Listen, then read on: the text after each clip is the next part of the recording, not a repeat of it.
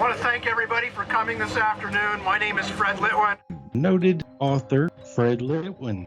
And of course, Fred is also the author of I Was a Teenage JFK Conspiracy Freak, On the Trail of Delusion, and Oliver Stone's Film Flam, The Demagogue of Dealey Plaza. Fred Litwin is here. He's a longtime author and certainly watcher of politics. Joining us, Fred Litwin. Great to have you here. Thank you very much.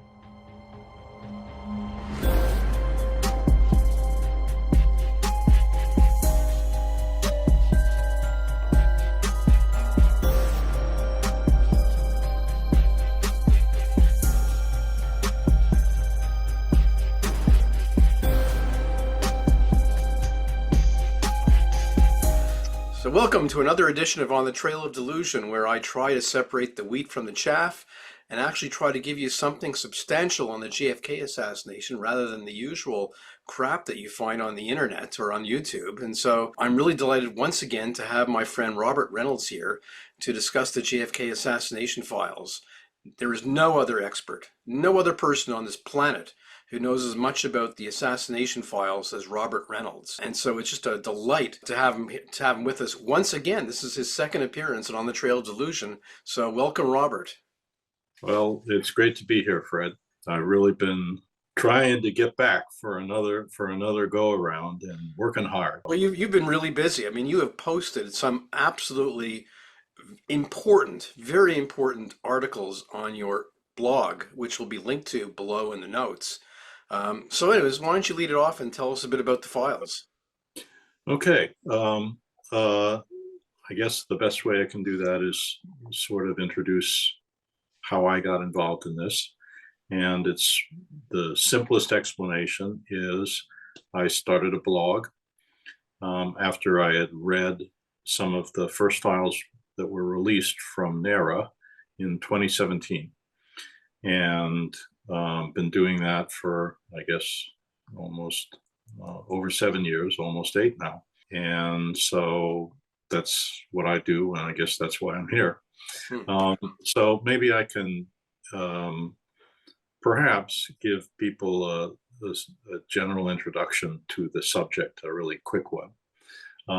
So the blog I run is called the jfkarc.info, and it's basically a series of occasional notes about the JFK assassination records collection, and hence the name of the blog.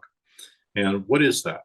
The JFK assassination records collection, which I will from now on call the ARC, is the US government's primary collection of records on the assassination of President Kennedy. It also includes all the records they've got on the multiple investigations of the assassination and a bunch of stuff on the Cold War background. The collection was established by the JFK Act, which is a law passed by Congress in 1992.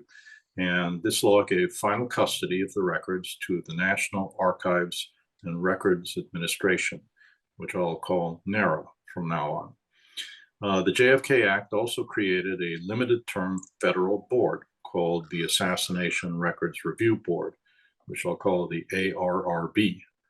And the ARRB's function was to secure, review, and oversee release of all those records. So by the time the board closed up shop in 1998, it had put more than 300,000 records in the collection. About 88% of them released in full. And so already we get these technical terms that are such a pain in the butt to explain. But basically, records are not pages. Call them documents or even collections of documents. Sometimes they're not even documents. They're things like recordings or photographs. The release is a very tricky term. But here, let's just say it means you can see everything in the records. If they're released in full, everything is there for you to see. There's nothing that's been left out. Right. So 88% were released in full. What does that mean? It means 12% of the ARC records were not released in full.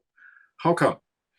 The JFK Act allowed for postponing sensitive government and personal information in the records up until a final release date of 26 October 2017. And this is not a random number. This is 25 years after the bill was signed into law. As soon as the law was passed, it had this provision which allowed departments, bureaus, and agencies which provided the records to request redactions, subject to a case-by-case review by the ARRB. Now, redaction is another one of these technical terms. Redacting refers to removing information, usually text, okay? That's the vast majority of the collection.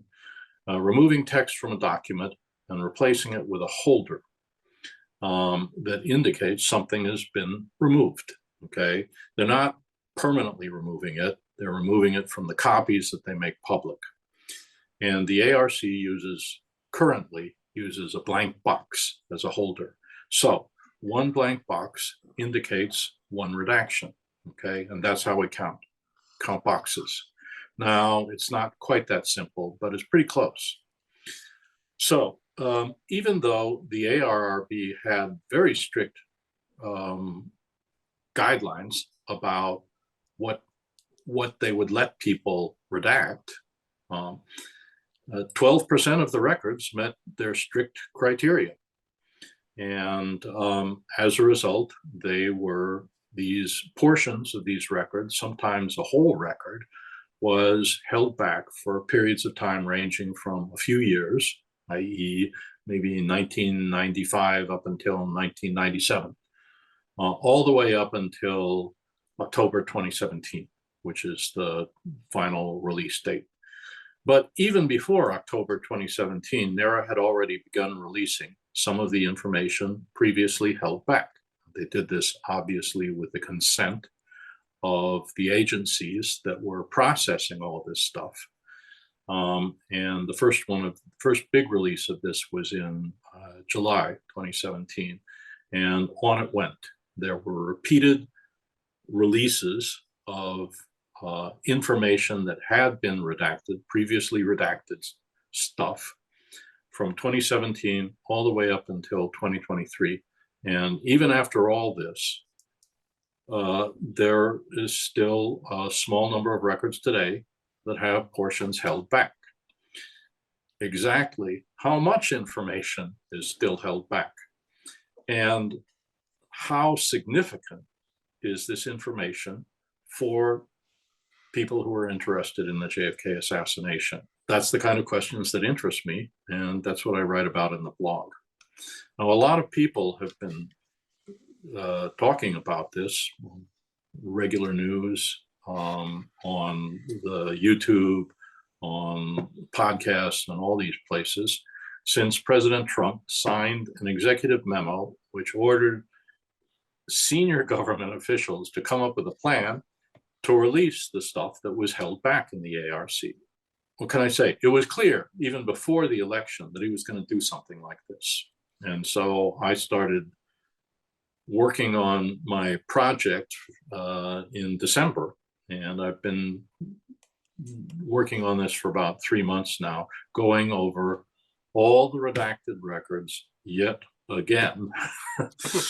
Not the first time I've done this, but I'm doing this in agonizing detail this time, every last page, to come up with my own wish list that I'm going to send to Trump and ask him if he can please get these out right away. And that's what I've been doing. And so the stuff that you mentioned is up on the webpage.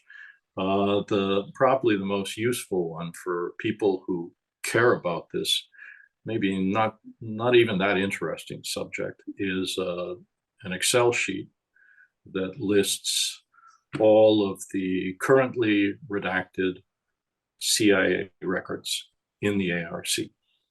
And it gives things like how many redactions there are. Remember, redactions are the boxes, blank boxes, that kind of thing. So how many CIA documents are there that have redactions still in the collection? I originally said 1484, but it looks like it's down to 1482. These numbers go down, and I feel like I should justify why they weren't right the first time. And the thing is that I use the postponement documents that the departments and agencies sent to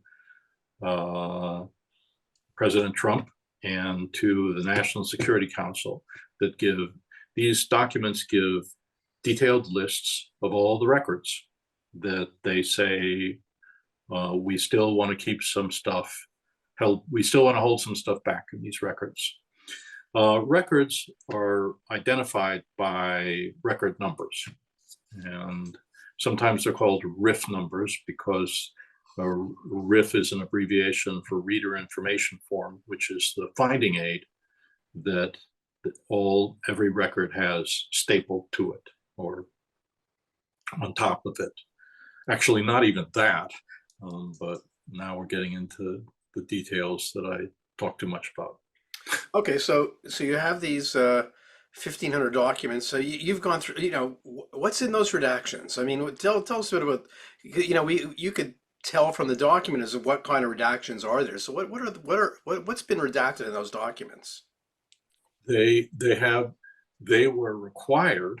All of the agencies that want to do this are required to tell people what kind of stuff they're holding back and to explain why they want to do this. And they have to give a schedule for when they're actually finally going to release them. If they can't tell people a date, then they have to at least tell them how often they're going to look at them again and see if they can let them out now. So I call these explanations of what's being held back, I call them redaction categories. And the CIA has 3 types of redaction categories, but they mix sometimes, especially in the long, complicated documents. You get mixtures of them. The three types are people, information relating to people, information relating to locations, and information that's CIA locations. Okay, they're not going to try and hide Helsinki or something like that.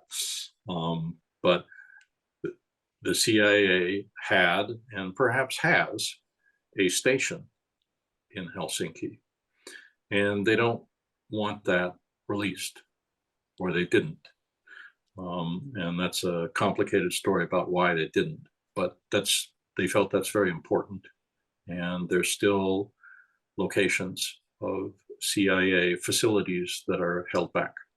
And finally, the third detail is called operational details. As you can imagine, this is pretty complicated, but it turns out that this time around, there's probably the thing that struck me that I'm seeing now that I didn't see in the earlier releases is they're releasing cover details.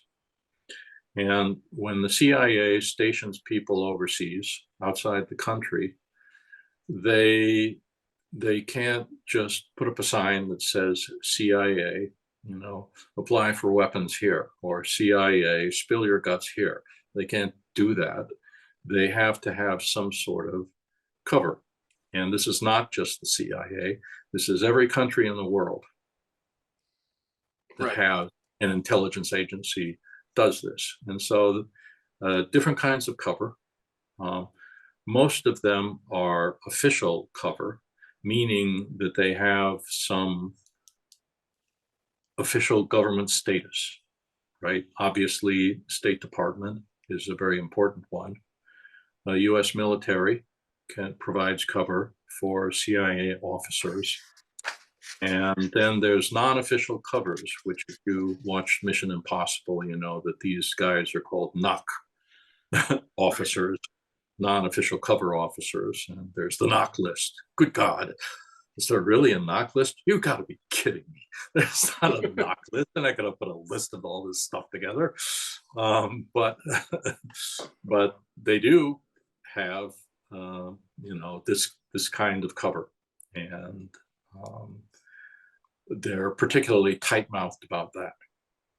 Obviously, some of them are business commercial cover. Deep commercial cover is a phrase that's been released. Okay, so when you go through, I mean, you can go and look at all these documents. Anybody can go look at these documents now and see for themselves what's redacted. For a large part, most of them, you could read almost the entire document and get a real good feel for what's in there. Yeah. Okay. So first, let me just mention that I'm distinguishing on my blog, and when I talk about it, I try and distinguish between two basic ways of holding stuff back. Number one, I call withheld. Withheld documents means you can't see it, period.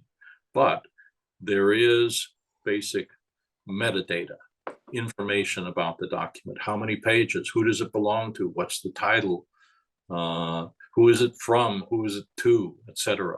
Okay, and there are 515 records that are withheld. Right. And there are 499 of them are income tax returns. And the reason is that the JFK Act says we let the United States tax code forbids the release of personal income tax returns, and we want you to continue that in the collection. So that's that. In fact, some of them can come out if the people concerned were to sign an agreement. And this gets into this is a specialized subject. I'll just leave it there. Right. Everything else in the collection is released. 99% of the collection is released in full. That is, there is nothing held back. 99% is a lot. Yeah. Okay. And I mean, it is hundreds of thousands of things, and the total amount of records that have something held back in them is, my estimate was at first 2,544. That number has gone down. It's probably really close to about 2,500, right? Why? Because I was looking at the documents the agency sent to the NSC, and as they're sending in those documents, they have a deadline, right, where they have to send in the document, but they kept on looking at the stuff later, and they were actually released stuff after they sent in those documents because they were under severe pressure to get this stuff out. Okay, so that's like, for example, I found another 15, 20 NSA documents that were released in full that they said, we're applying for, we want to redact these still. And then they decided, no, we're going to release that stuff. So in those documents that have redactions, the question is, how much are they holding back, right? Yeah. And so we're looking at boxes. That's one thing. How big is the box? That tells you they're holding something small or big back. And then how many boxes? That's the other thing, right? Yeah. And so the biggest box you can have is what I call a whole page redaction. That is to say, there's a box on the page, and that's basically all you get. Yeah. It's a little tricky because sometimes they put like a page number on it, okay? Right. Or there's a stamp at the top says top secret, don't tell. and that's still a whole page redaction, right? But some of them, it's really a messy border, right? A lot of the FBI documents have like a title at the end, a very short title at the top of the page, right? Memo from Belmont. Okay, is it, and then you have no idea what Belmont said, right? Everything that Belmont said is gone. but you have, at that page, memo from Belmont, and then nothing else, not even a page number. And so that's the biggest kind of redaction you can get. Right.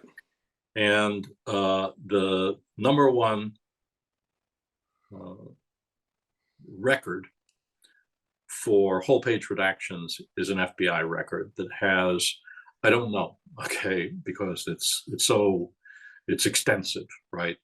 It's a 1,400 plus page record that was part of the FBI's administrative file for the Church Committee.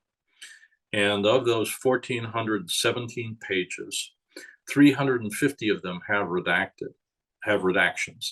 And I would say that there are probably close to 200 pages that are whole page redactions. That's the biggest one.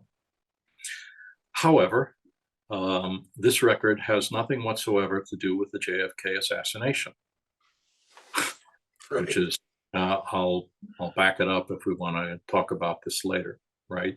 In fact, most of these records they are labeled by the agencies that contributed them. They are labeled either NBR or NAR, not believed relevant or not assassination related. Right. And that's the vast majority of them are that kind of record. Yeah, and hasn't Tunheim said that basically all the assassination related documents are really out there? Here's what he said. Okay, this is an important point that I don't think that I emphasized the last time I was on. So I have my script to read here. Okay. So the ARRB was determined to release, before it went out of business, they were determined to release any and all records judged central to the assassination story. And they said, we did it. The board members, staffer members have always vigorously defended their record in this regard. And so John Tunheim, who was the chair of the ARRB, told Vincent Bugliosi, who in his massive book, Bugliosi said, what else is in there? There's got to be some goodies in there. And he said, the board protected, i.e. released, held back, protected, i.e. held back nothing, not one document or page that was centrally related to the facts of the assassination itself. So that's not, obviously they held back 12%, right? and he didn't, I feel like you don't quite get an idea of the scale of how much was held back. 12%, of course, is a small percentage, but remember, there are 5 million pages. So it was a lot, right? And the first set of releases in 2017 released a bunch of stuff. And Trump said, people were, giving him a hard time about this when the stuff started coming out. And he said, I didn't mean it that way. I meant it, really get it out there. And so they did it again. They took a 6-month break. They took another 6 months to go over everything that they had said we're going to hold back again. And they released a bunch more stuff, another 5,000 plus records. And by the time they got through with this, it was a substantially reduced heap of paper that they were holding back. In 2021, Biden said, we're going to start releasing this stuff, guys. First, put out the stuff that, you've decided you don't even want the hassle of writing about it, okay? And so they released another 1,500 records then. 2022, they released a lot of records, okay? Many of them were short redactions, just single page records. but it really killed a lot of it. And by the end of 2022, they said, basically, we have, it's in different parts, okay? This is the postponement documents, but say there were 4,500 pages, right? Then in 2023, they started releasing more. Right. And one reason there's some confusion about this is because people are not really, didn't really go over the 2023 releases close enough. But we do have the postponement documents, which give us exact numbers for what was left at the end of 2022, except that sometimes, you know, even more is gone, right? And so this is, you know, going over this in agonizing detail is how I figure out where stuff is held back and where it's not. I mean, it's incredibly boring and it's bad for your eyesight. Right. I spent 5 hours today going over a 1,444 page FBI document. I knew it's really explicit. There's nothing in here that has anything to do with JFK. Right. But there's redactions. Okay, how many redactions? 1,444 pages. There are 4 social security numbers redacted in this document. I spent 5 hours going through it. My eyes felt like they were bleeding at the end. I've been over it twice. I'm pretty sure that maybe I missed one. Okay. Right. Big hairy deal. I missed one social security number in 1,400 pages. That is not unusual for the documents that we're looking at. But you know, so Time said, you know, we've released all the assassination related records. Do you think there's still assassinated amongst the redactions? Are many of them actually related to the assassination, or any of them, or do we know? I believe that, I mean, I've looked at this, okay? I bear in mind what Thunheim said to Bugliosi. Nothing was held back that was centrally related to the facts of the assassination itself. I believe that's true. Right. Pretty close to true. Now, related to the investigations of the assassination, yes, there was. And last time we talked, I said they held back a bunch of stuff. I said that more than once, but I wasn't talking about the facts of the assassination. Okay, so right. I'll take it back quick. Yeah. And I mean, some of the things that were, one reason that people were dissatisfied with the investigation is that some of the, you know, how do you know that, right? Oswald visited the Russian embassy in Mexico City 4 weeks, 6 weeks. How long was it? Like 6 weeks before he shot Kennedy. How do you know that? Right? That's a question that everyone wanted to ask, and they refused to say until the HSCA, they started having newspaper stories about how they had a telephone tap, but they still didn't say, how do you get the telephone tap? And it's only in 2018 that we finally find out that the CIA had a very close liaison relationship with the Mexican government, and they actually did joint operations, including tapping the telephones of the Russian embassy. And this is something that they pounded their heads and didn't want to do that. And the ARRB was going to make them do that in 1998. And the State Department finally, submitted a memo saying, well, if you do that, our estimate is that the Mexican government will fall. So don't do that. And the ARB said, oh, well, all right. And so they were in a very difficult situation. And Thunheim's words in that statement to Bugliosi is he's thinking exactly of that.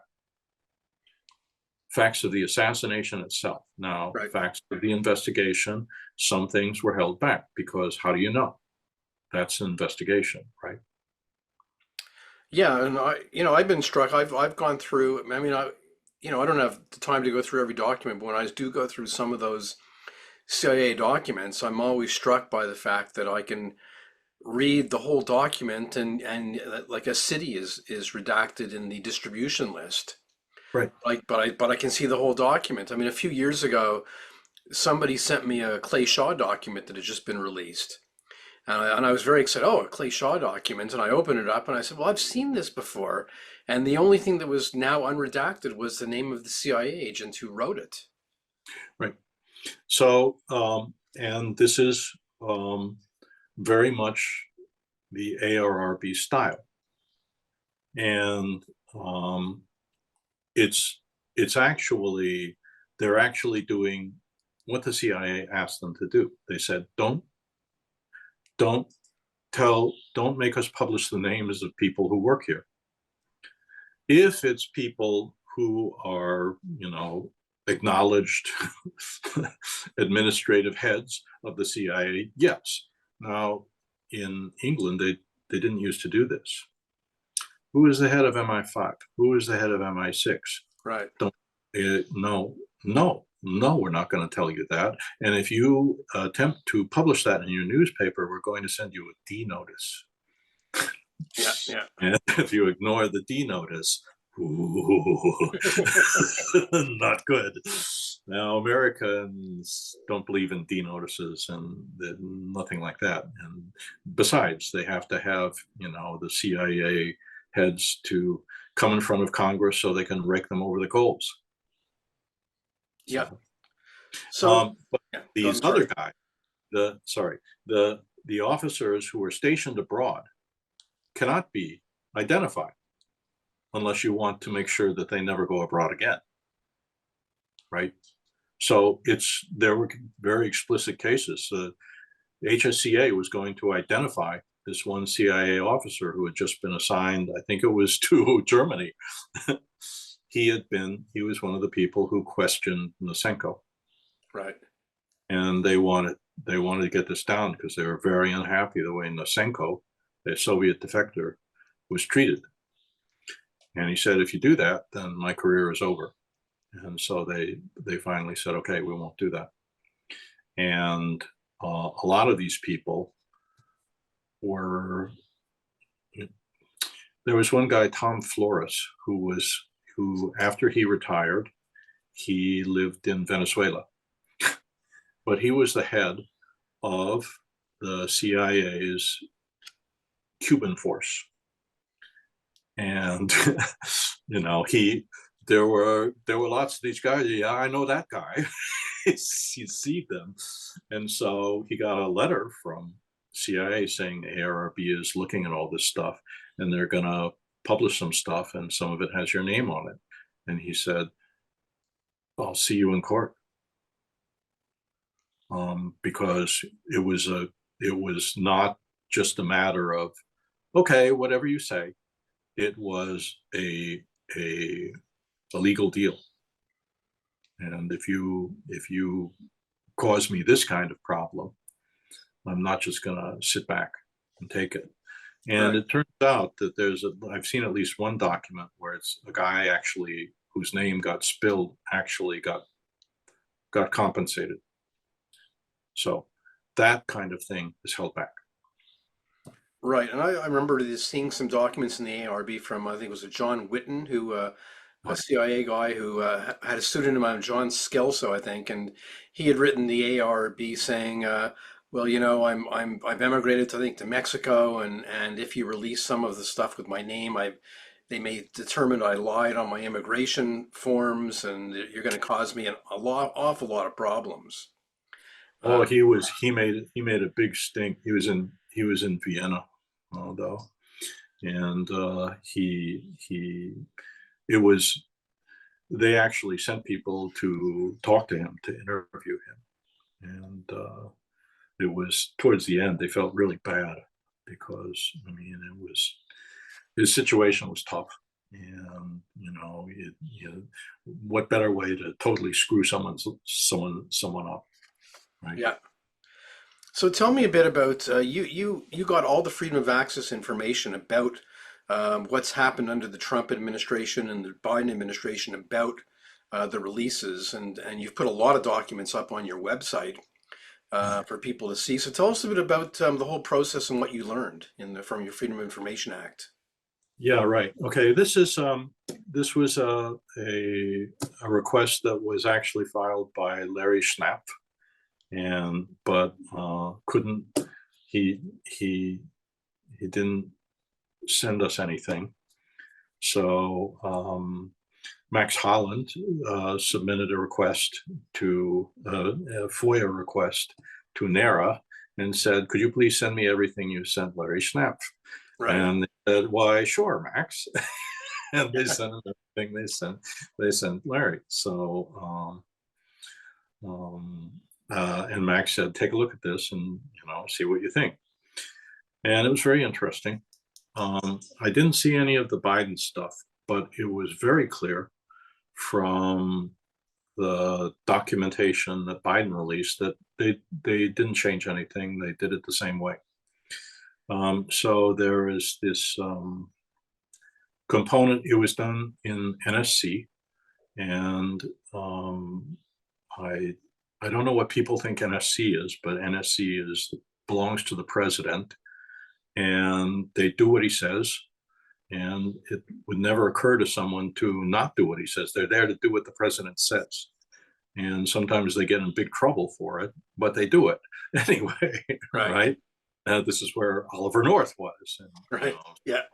He says he's doing the stuff on your own.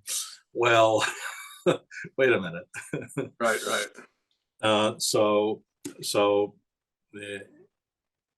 But there are a bunch of people there. It's a big thing. It's sort of the president's buffer with these other gigantic federal agencies. And they're there to crack the whip and make those guys, because they're executive agencies. And so they do what the president says. And the NSC is there to crack the whip. That's it. And so the documents were, they were NARA documents, essentially. But there was at least one person from NARA copied on all of these documents, which was 99%. Well, they were all emails, but they all had a lot of them had attachments that gave us the documents that were very basic, interesting, important.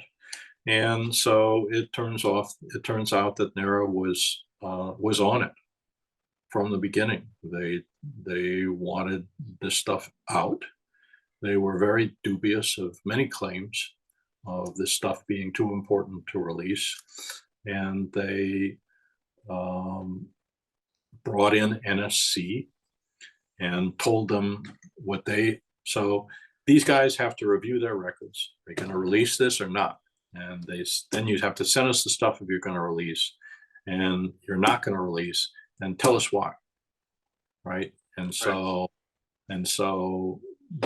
that's their review, and they have to send this to the NSC, and the NSC gives it to NARA, and NARA gives it to their team, and their team knows this stuff, and they look at it and say, no, that's not what the JFK Act says. No, that's not what the ARRB decided. So that's not going to work out.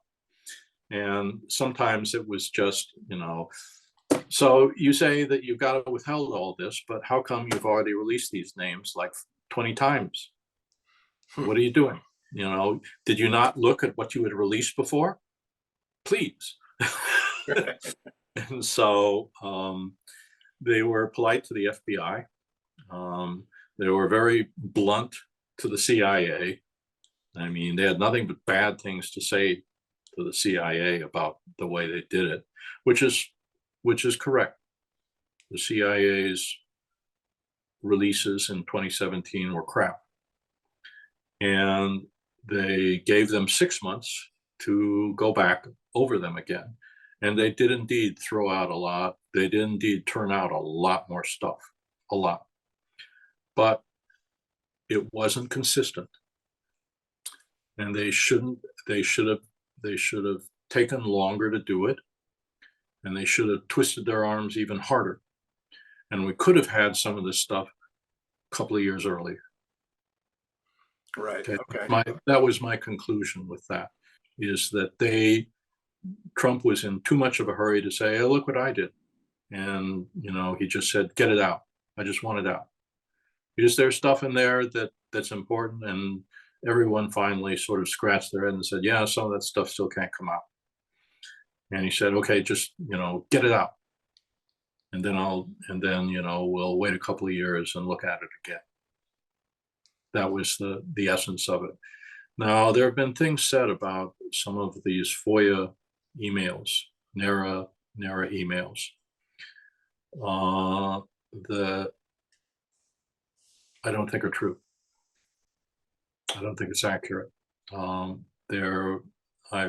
read a claim that NSC, the National Security Advisor, told his guy in NSC to tell NARA to recommend holding back all of these records. He ordered him to do it. Not true. If it's in there, I want a citation. I want to see it. There's no doubt that they talked to NSC guys about what they're going to write to President Trump, because you have to coordinate. If you don't coordinate, it's like everyone's saying something different. The president is very angry. Guys, get your ducks in a row, right? If there's a disagreement, you have to sit down. You send your head honchos in, sit down in front of me and talk it out, right? Right. So there's no order in there telling them to to recommend to Trump that all these things be held back. Not true. Opposite is true. NSC and NARA are ganging up on the agencies to twist their arms even harder. He said, if you guys want to hold back, you write your recommendation and we'll write ours.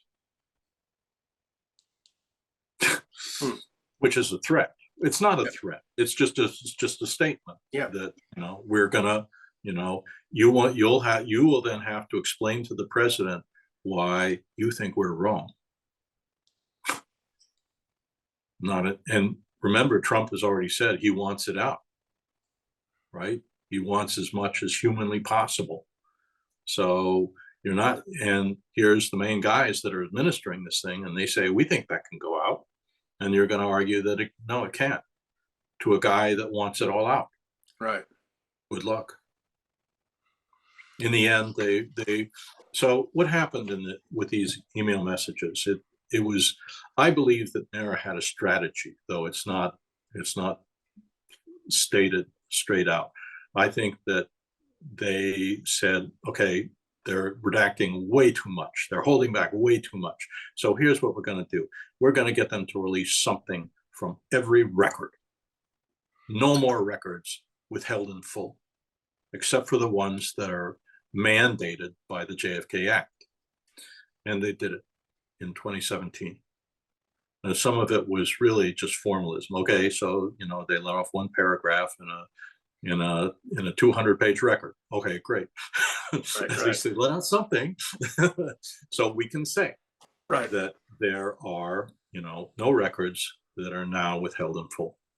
So what, two questions. What do you expect in the upcoming releases from NARA, and are there any particular documents that you think you're waiting for that should be interesting? A lot of stuff. There's hundreds of pages held back in some FBI records. There are two kinds of FBI records that have a lot of pages, whole page redactions. One kind is Martin Luther King documents. And there's actually a court ruling that sealed those. And it was very puzzling to me that all this MLK stuff came out. And it turns out that this is a complicated story. So I'll just give this short story is this. The church committee went into the FBI's surveillance and harassment of Martin Luther King in detail.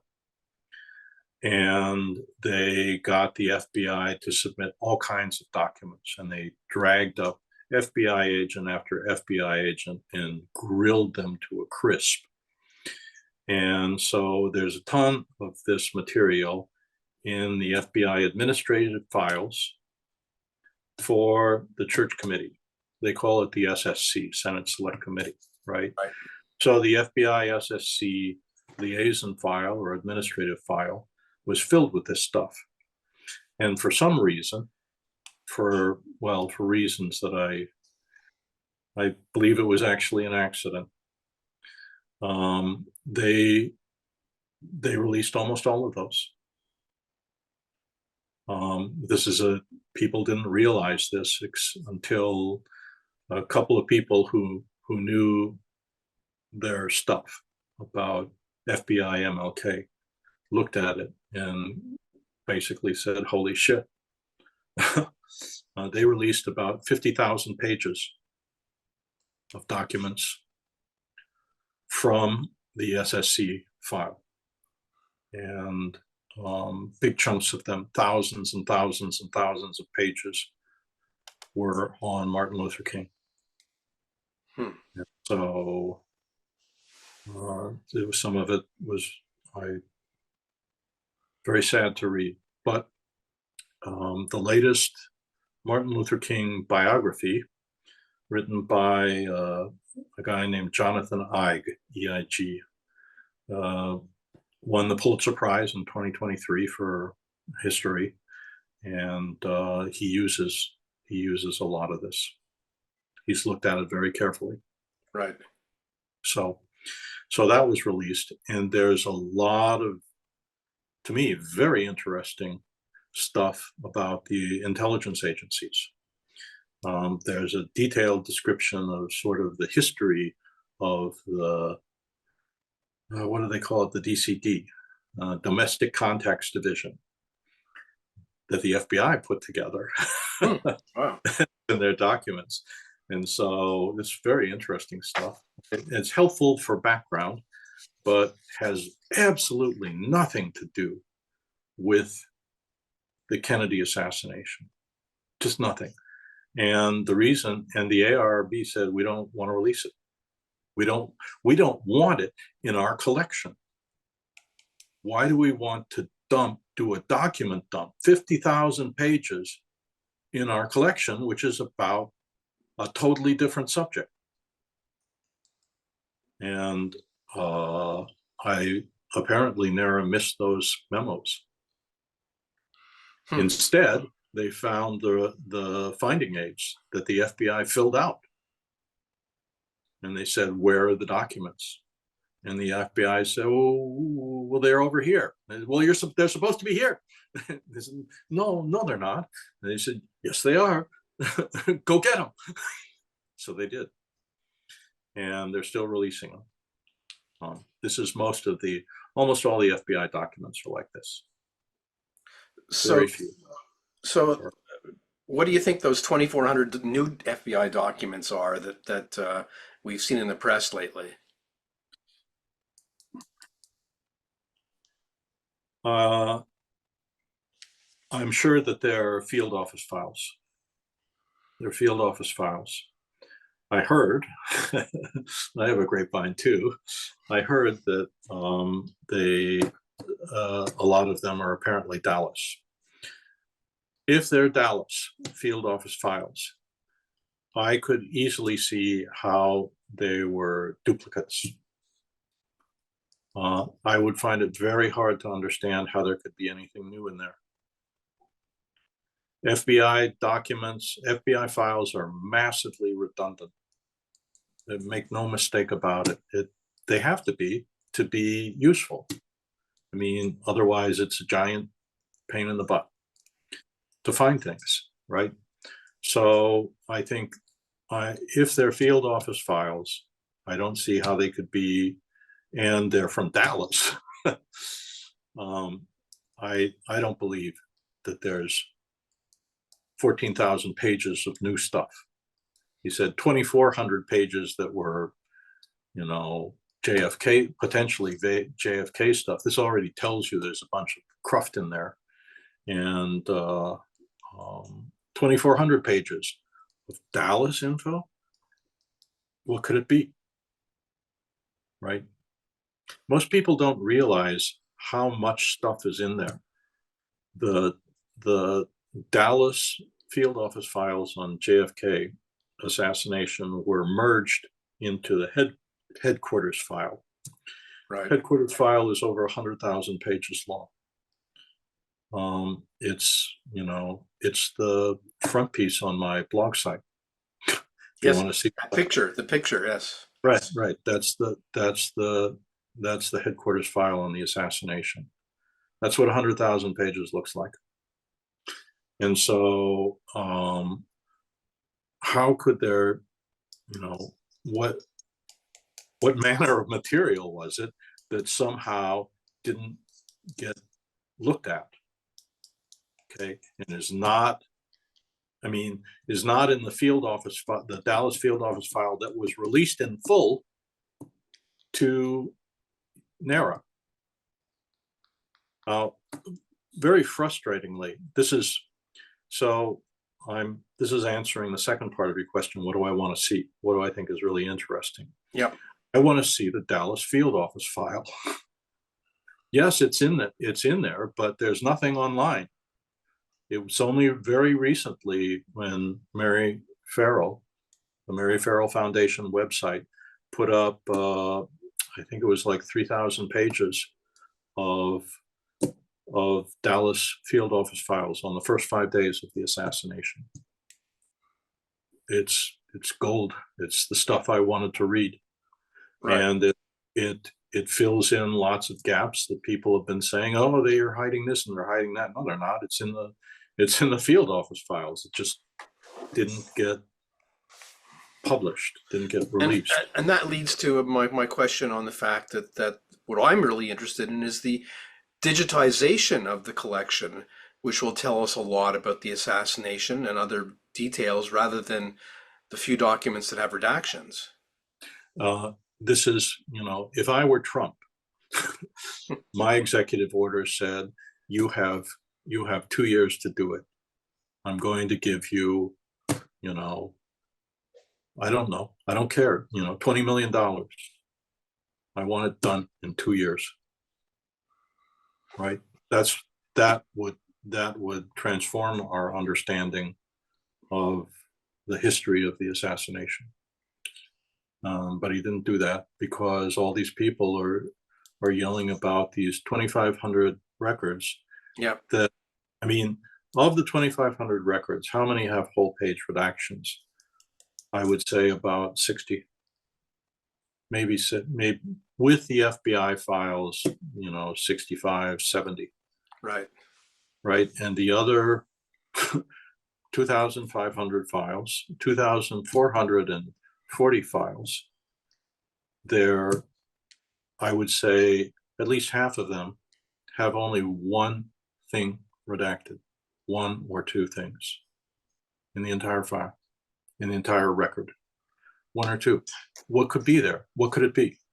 What could it be that's so fascinating? It might be a couple of people's names that I would, now I can, connect a few things. I think that Reuben Ephron's name, who you've written about before, was an example of that. On the other hand, there was this guy named Phil Heath that wrote something who used to work at the Miami CIA station, and he wrote this thing for the JFK task force the CIA set up in the 70s. And, his name was released. Okay, so what? We already knew that the guy who wrote this, what his position was Yeah. in the JM Wave station. We knew who he was. We just didn't know a name. And having his name doesn't give us anything. It's not useful, right? Not important. Not important. I want to know it. Yes. Okay.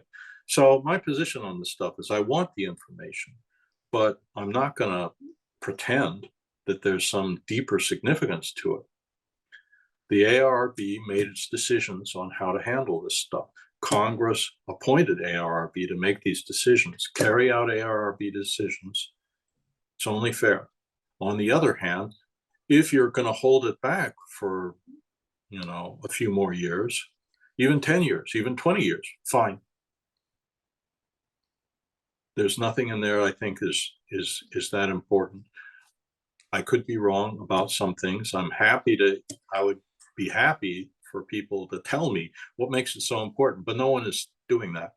They just say, oh, there's important stuff in there. No, there isn't.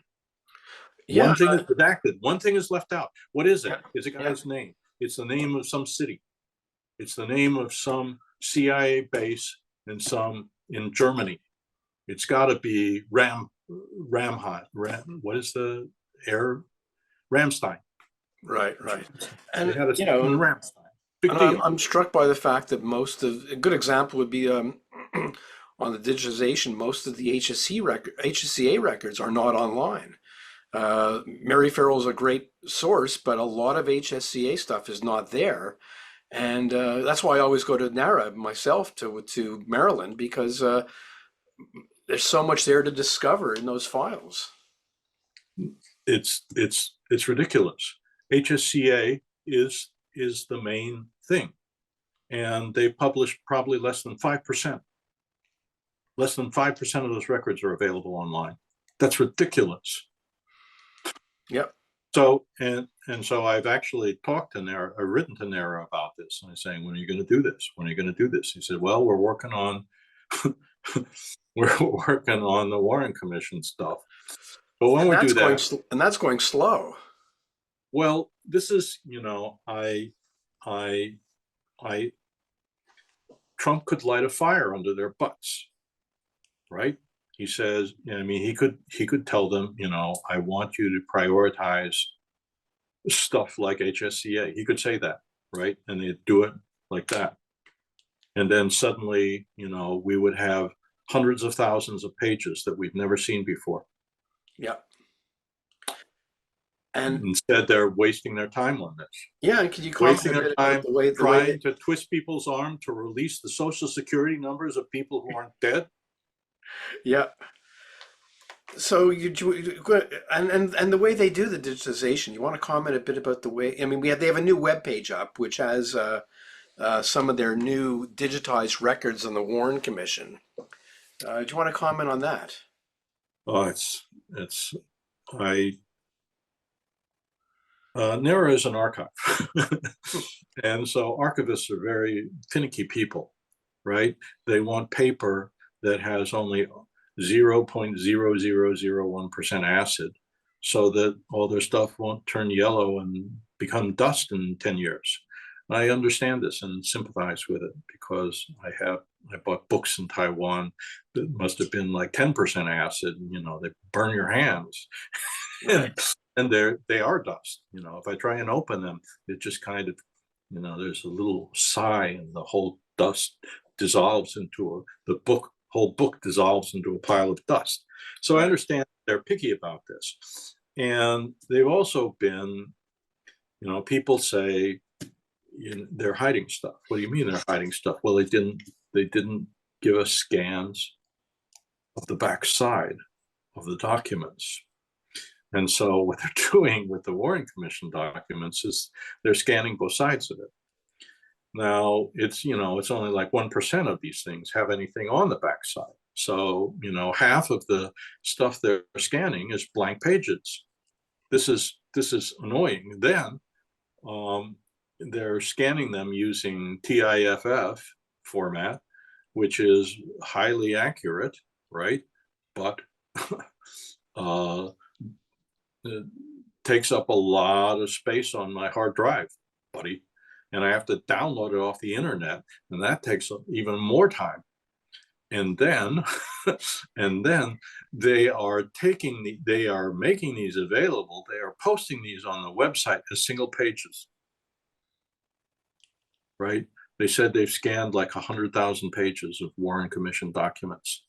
You mean I have to download not a file, but 100,000 pages, maybe 200,000 if they're actual pages with both sides, 200,000 pages, half of them blank, and I have to download them all and then put them into a PDF and run my OCR on it to get an index of this stuff. Have you asked them about that? I asked them I was asking them, are you going to do something, when are you going to do something about HSCA? And they said, after the Warren Commission. I try not to hassle the guy. I've only written back and forth to a couple of guys. I did write to a couple of the people who are overseeing the project. And I got them they had this one CIA record that had like 4 whole page redactions.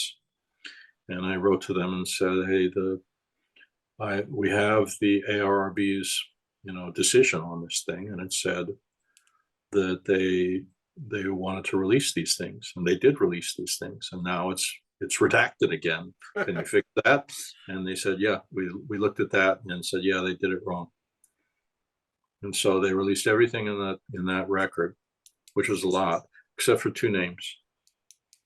So they take it seriously. Right. And they take this business about accidentally publishing people's social security numbers. They take that very seriously. And so that's good. I suppose I could write to them and say, can you guys hurry up? Yeah, And well, I'm sure they'll say, we don't have the money, we don't have the people, all we have is time. Yeah, I mean, thank God the Mary Farrell Foundation will take the NARA documents and then OCR them, so at least we can search within them. So that is good.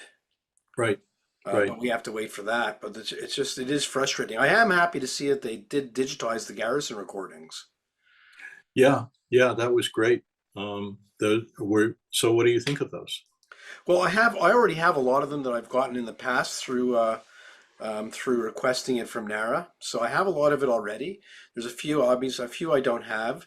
Some of the tapes are not very hard to listen to, but I listened to one yesterday, which I also had. It's interesting. It's a tape recording of Jack Martin, and this is right before the NBC program which criticized Garrison.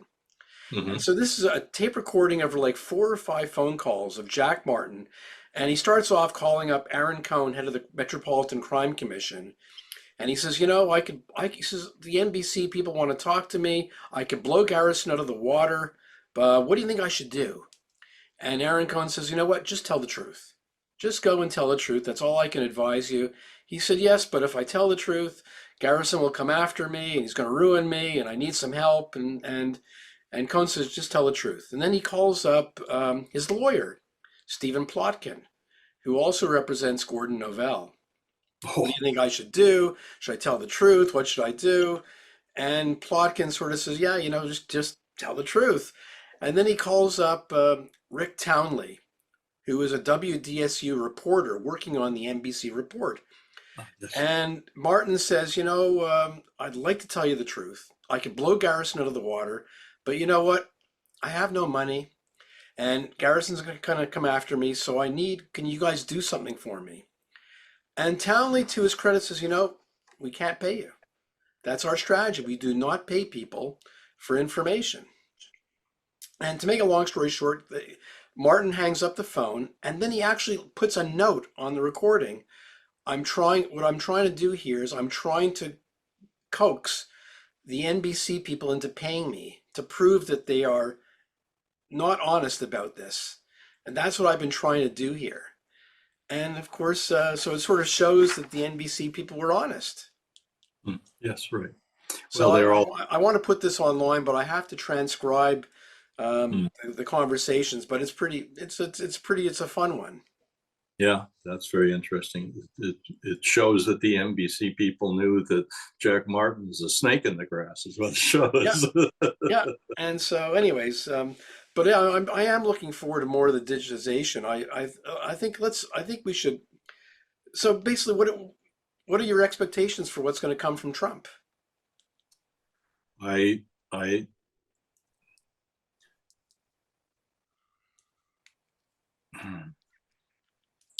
I think that um, more stuff is going to come out. I think that a lot of these whole page redactions are going to get whittled down. Um, it, I mean, some of this material is information from other foreign governments, and so you really shouldn't release that unless they say it's okay. Right. But it seems that President Trump doesn't really care what other foreign governments think, and so who knows what could come out in some cases.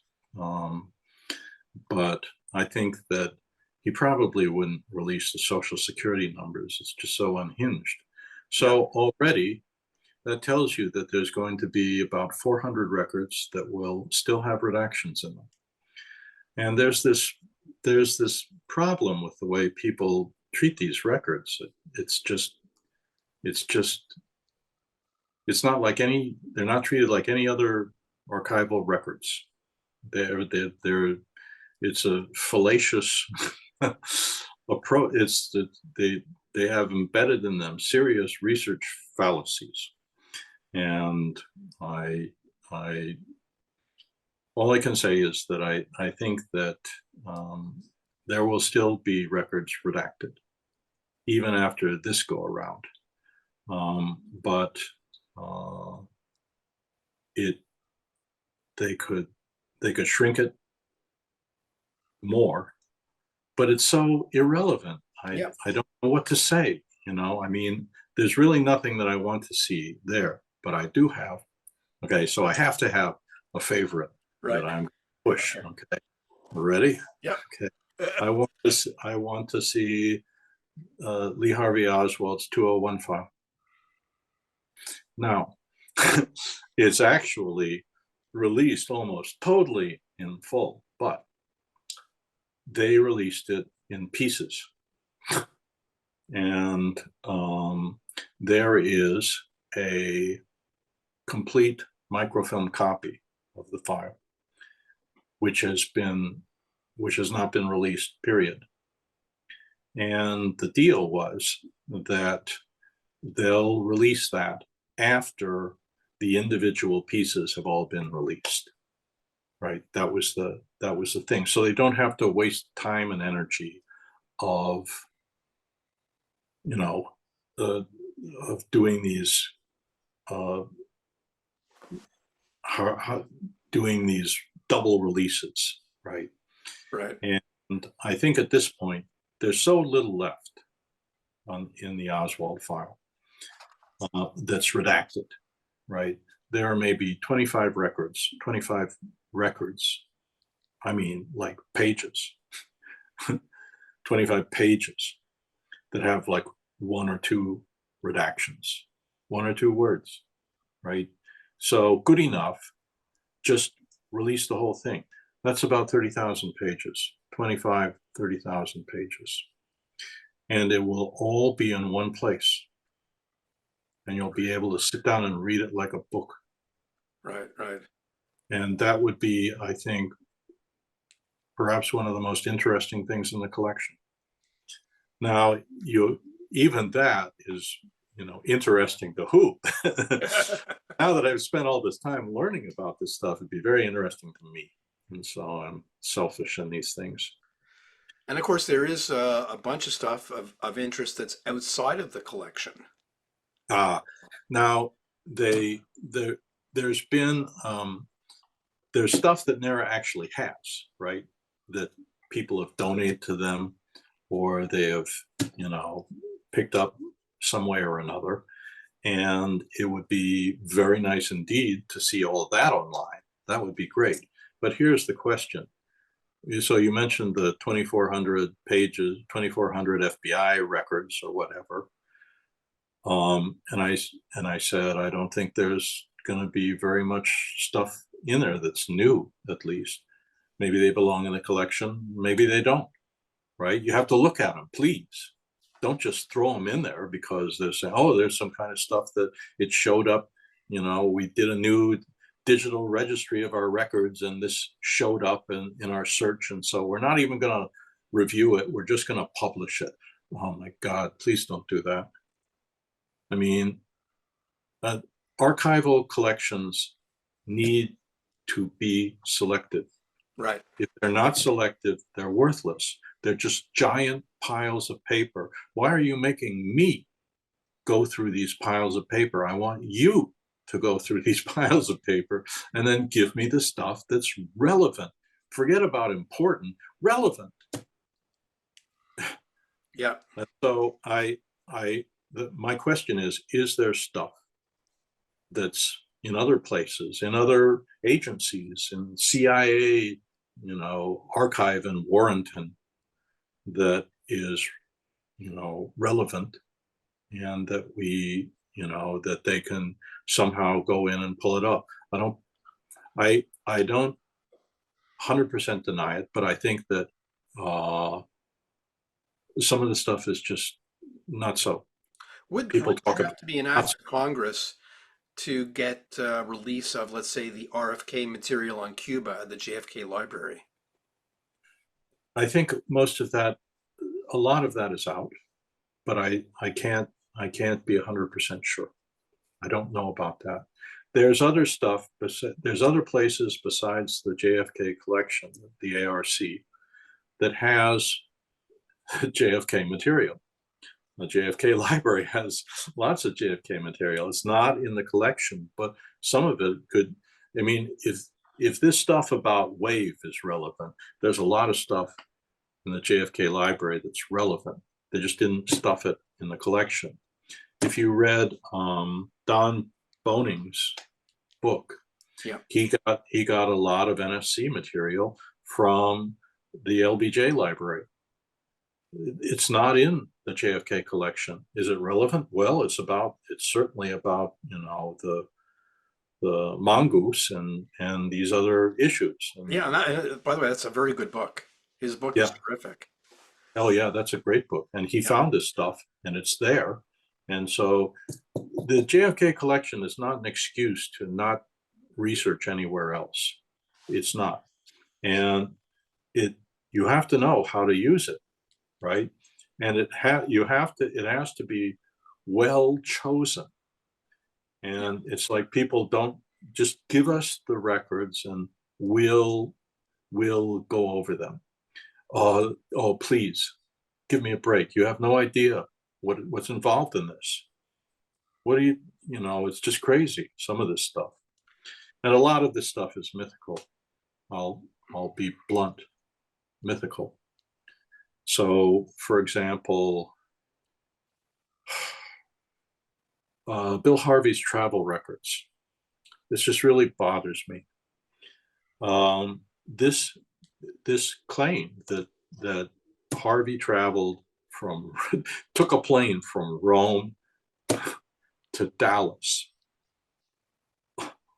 It doesn't come, and supposedly it's from Mark Wyatt, right? Is that the story? I believe that's the story. It's from a CIA guy in Rome who accidentally ran into Harvey on the airplane, and his daughter said, that doesn't sound right.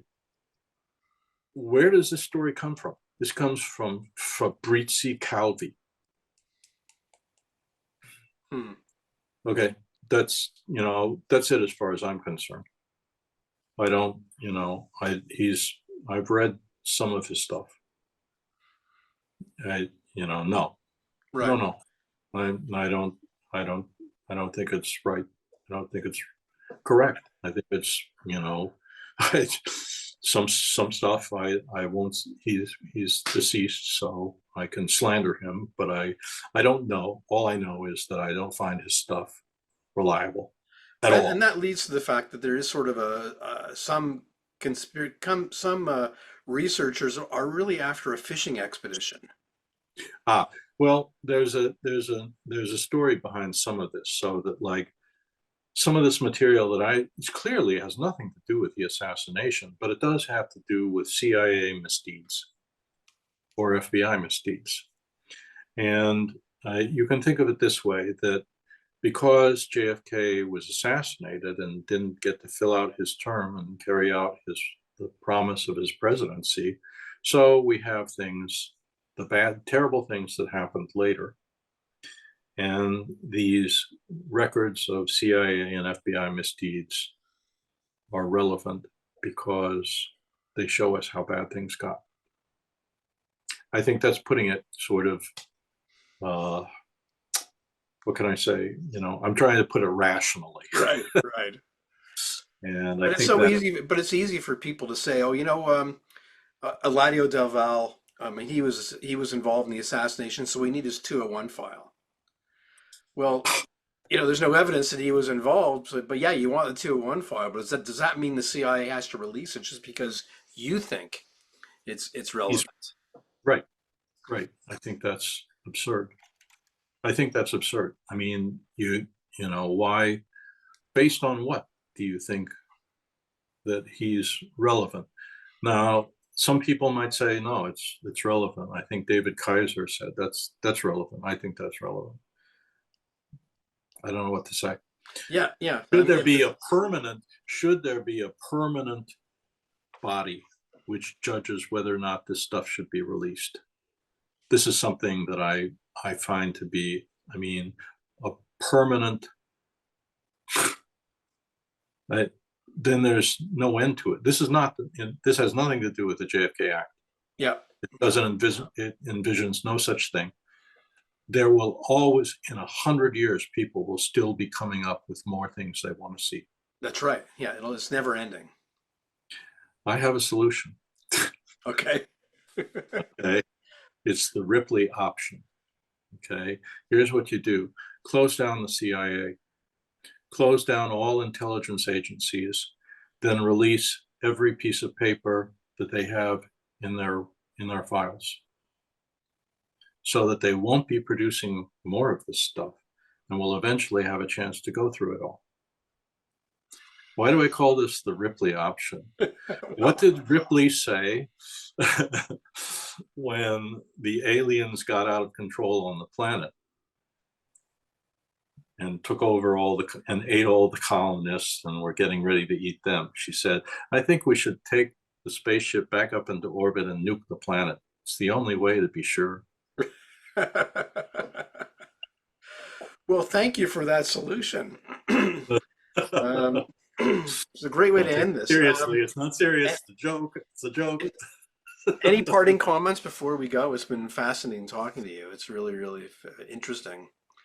Yeah, I've had a great time talking to you. I feel like you know so much about some of this stuff also that it's very helpful to me. And I'd like to just say one more time. Yep. That I really hope that people will try and look at what's left that's not available. I mean, you can find it. It's not that hard. Do it yourself. Okay. This idea that there's a vast trove of material still in there is just wrong. So Yep. Recalibrate, for the researchers, recalibrate your approach and focus on the stuff that you've got, which is really a lot. I mean, it's a lot. Yeah. Just the stuff online at Mary Farrell, at NARA, it's huge quantities of things, and you can really do interesting stuff with it, right? And I would say for a lot of researchers, go to NARA. There's all sorts of stuff there that's not online that is fully public that you can go and research and find out about. Right. Yeah. So I think that trying to get, if people can focus on that, I think that that would be a very positive development. On the other hand, I think that, instead of worrying so much about this really, really small amount of stuff that's left, if they could focus more on getting the stuff online, Yeah. it would be a tremendous boon to research, regardless of what you think about, the assassination itself, of the events of the assassination. The history of the assassination would be vastly enriched by putting this material online. Yeah, I totally agree. That's what I'm waiting for. Well, thank you very much, Robert. And I'm sure we'll be talking to you another couple of weeks or months after the stuff comes out. So stay tuned. Fingers crossed. Yeah. Okay, thank you very much.